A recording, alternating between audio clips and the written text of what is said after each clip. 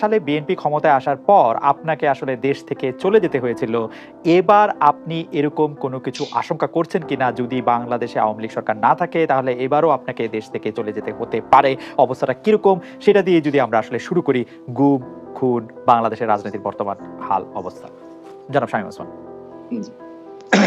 জি খালেদ ভাই, আপনাকে ধন্যবাদ। একের পরে আমাকে দেশ ছেড়ে যেতে হয়েছে।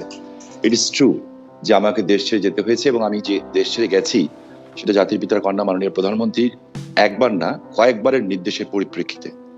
কারণ আপনার নিশ্চয়ই মনে আছে, আপনি একজন প্রতিযোগিতার সাংবাদিক, তো সেখানে যে বিষয়টা হচ্ছে যে আপনার খুব স্পষ্ট মনে আছে যে 2001-এর আগে আমি নারায়ণগঞ্জে সারা বাংলাদেশের বুদ্ধিজীবী বলতে কবি শামসুর রহমান সাহেব, প্রফেসর কবি চৌধুরী স্যার, মান্নান স্যার, মানে এই ধরনের যারা বিচারপতি কে এম সোহান স্যার, ওনাদেরকে নিয়ে প্রায় 65 জন বুদ্ধিজীবী যারা বুদ্ধি বিক্রি করে খেতেন না, হ্যাঁ, যারা সত্যিকারই বিদ্যুদীপ্ত মানুষ ছিলেন, তাদেরকে নিয়ে নারায়ণগঞ্জে একটি অনুষ্ঠান করেছিলাম জাহানার ইমামের স্মরণে।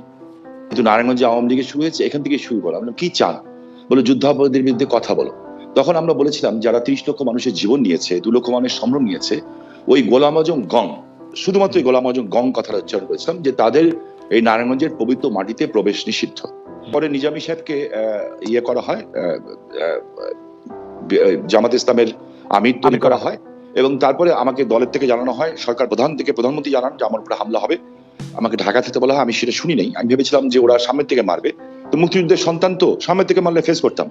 কিন্তু নারায়ণগঞ্জে 2001-এর 16 জুনে বোমা হামলা হয়, যেখানে 20 জন মানুষ নিহত হয়, এবং আমার এই হাতটা খুলে যায়, বা পাটা অচল হয়ে যায়, আমি পঙ্গু হয়ে যাই, এবং সেই শক্তিই তখন ক্ষমতায় আসে।